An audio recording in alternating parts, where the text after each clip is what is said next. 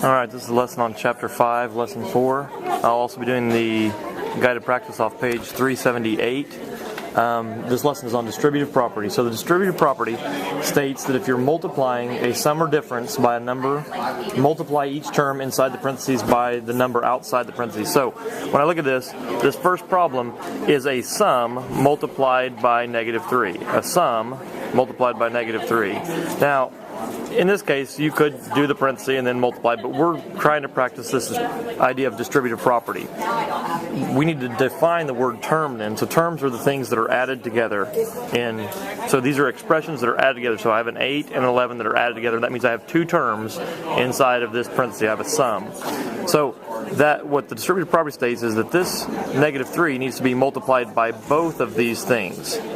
So I'm going to be taking -3 times 8, which would be -24. Different signs, always negative.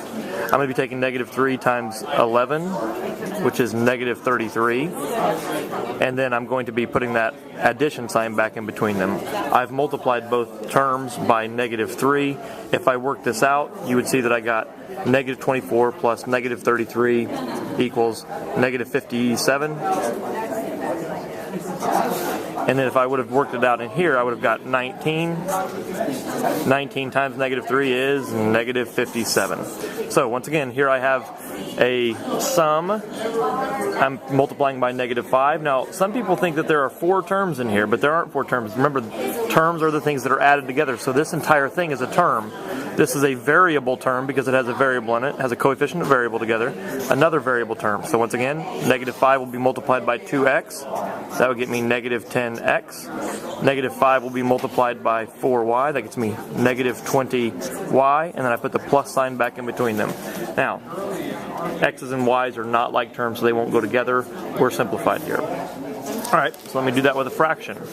Once again, you're gonna see me do leave, change, opposite, so I'm gonna go ahead and get you in the habit of it. Leave, change, opposite, so we get the negative identified with the actual number. So now, 1/5 is going to be multiplied by g, and it's going to be multiplied by -10. So 1/5 times g is just 1/5 g. 1/5 times -10, once again, different signs, always negative, so I'm going to add a -2. You might see this written also as 1/5 g minus 2, because it's the same thing. Remember, leave, change, opposite. So how does this help us in story problems? Well, if something, number 4, it says something is flying at 6.4 feet per second, how far in 25 seconds? Well, you could break this down into 2 problems, 6 times 25 and 0.4 times 25, and then add your answer back together. So that would look like this. Taking 25 times 6 plus 0.4, because 6 plus 0.4 is 6.4. So when I take 25 times 6, I'm going to get 150.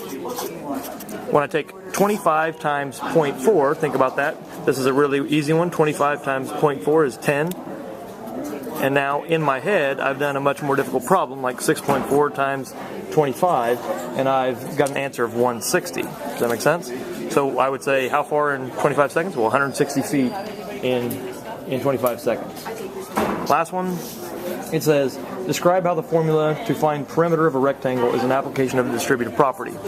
Well, you'll see the formula written as 2L plus 2W, because really you would need to add L, W, L, and W to get all the way around that. So that'd be 2 L's and 2 W's.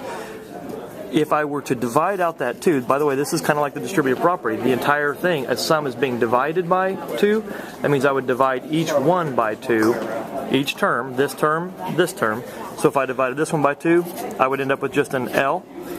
If I divided this one by 2, I would end up with just a W. This is another way of writing it. I have 2 times length plus width, because if I were just to add the length and the width of the rectangle and then take it times 2, wouldn't I still get all the way around? Take that exact same distance, it would get me all the way around that. So that's an application of the distributive property. Let me go back to the other formula that I had. 2L plus 2W. 2 lengths plus 2 widths. 2 lengths plus 2 widths. We could have written it like that, right? That's one formula that you'll see for perimeter of a rectangle. That's another one that you'll see. It's an understanding of distributive property.